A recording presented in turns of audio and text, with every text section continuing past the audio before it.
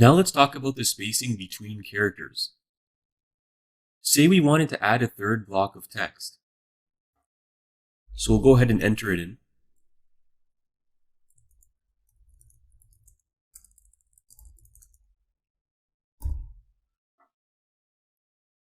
We want to place this line of text 5 spaces away from sentence 2 on the same line.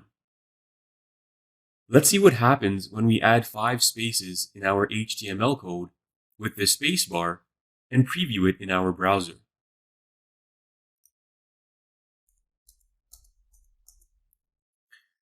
So I've entered 5 spaces. I'm going to save the file and I'm going to preview it to see if the spaces show up in our web browser.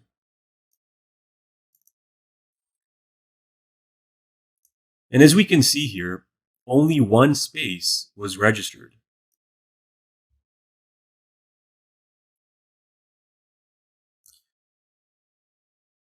HTML ignores spaces, and this process is called white space collapsing.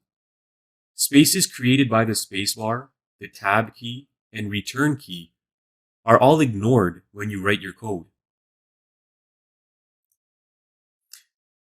One way to add additional spaces is to add the following tag.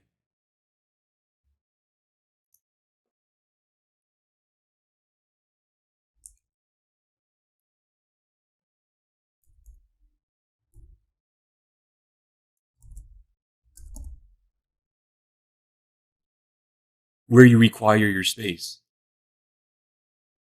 Your web browser interprets this tag as a single space. It's the equivalent of pressing the spacebar once on your keyboard. So let's go ahead and copy this tag and just paste it 4 more times. So we're trying to register 5 spaces.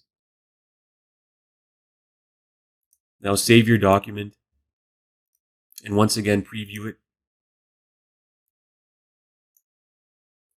And now we can see that we have 5 spaces between line 2 and line 3.